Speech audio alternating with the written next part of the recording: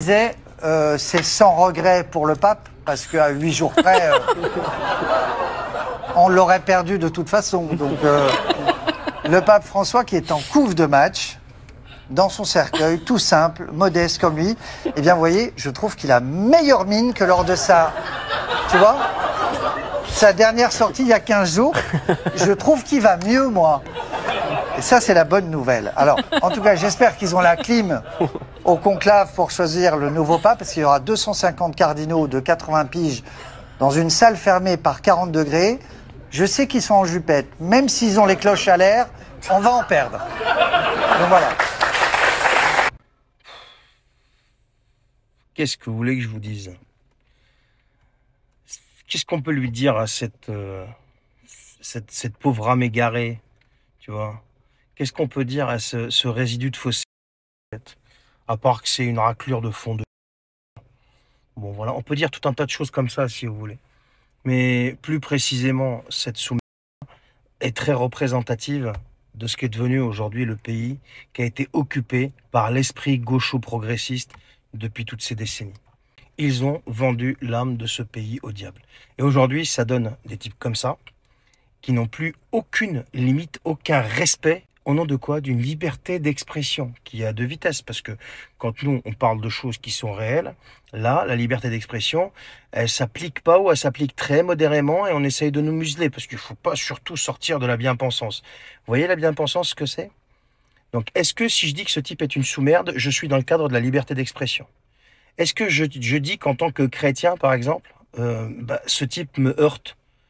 Parce que, au nom de sa liberté d'expression, il heurte ma sensibilité, etc. Donc ça, est-ce que c'est autorisé? Du côté gaucho, non, bien sûr que non, parce que on a le droit de se moquer de tout, tu vois. Même si ça heurte des gens, même si ça heurte des milliards de personnes, rappelez-vous, pendant les Jeux Olympiques, ce qu'ils ont fait. Alors qu'on aime le pape François, qu'on l'aime pas, c'est pas la question. Mais ce que je veux vous dire par là, c'est quand même, au bout d'un moment, il y a quand même un minimum de respect. Il y a un minimum de respect. Vous êtes toujours en train de piétiner la religion chrétienne dès que vous pouvez. Mais en fait, qui vous êtes? Vous faites rire personne, là. Vous faites rire le plateau de lâche, là, qui est autour de vous, la Léa Salamé. Alors elle est pire que tout le monde.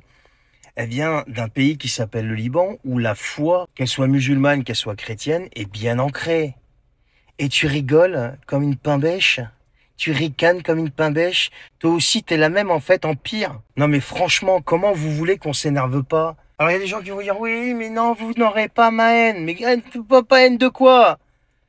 Arrêtez de manquer de respect aux gens, purée, mais pensez à ce que vous racontez, quoi. On peut pas rire de tout, non, je suis désolé. Que ce soit la religion chrétienne, musulmane, juive, bouddhiste, mais arrêtez. Arrêtez de piétiner les religions. Il y a tellement d'autres sujets pour essayer de devenir un comique que, voilà. Je suis sûr, toi, je sais même pas comment il s'appelle, je suis sûr que si tu fermais ta gueule, je suis persuadé que tu serais beaucoup plus marrant que quand tu l'ouvres.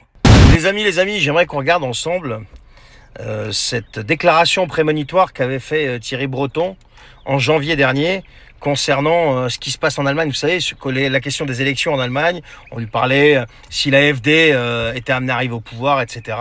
Est-ce qu'il serait amené à annuler les élections en Allemagne? Regardez, c'est 20 secondes et on en parle juste après. Parole, attendons ce qui va se passer. Et pour l'instant, gardons notre sang-froid et faisons appliquer nos lois en Europe lorsque celles-ci risquent d'être circonvenues et que elles peuvent, et si on ne les applique pas, conduire effectivement à des interférences. On l'a fait en Roumanie, il faudra évidemment le faire si c'est nécessaire en Allemagne. Donc vous voyez, ils sont calculateurs, ils sont manipulateurs, tout est écrit d'avance, le scénario est écrit à l'avance.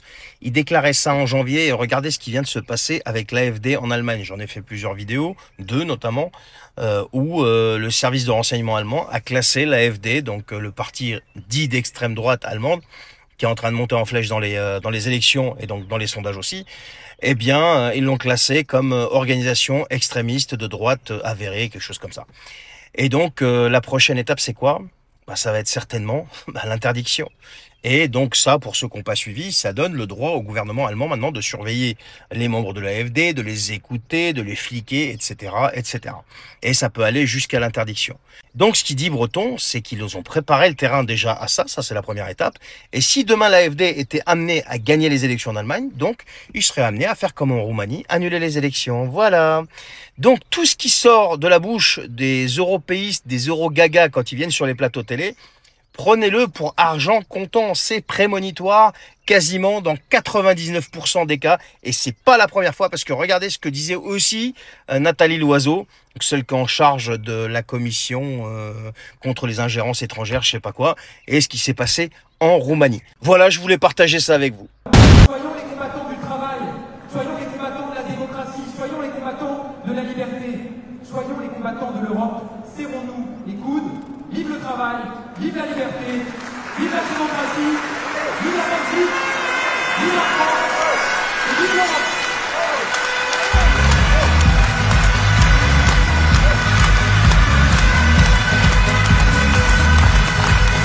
Il y a deux phénomènes pour pallier le manque de travailleurs en Europe à terme.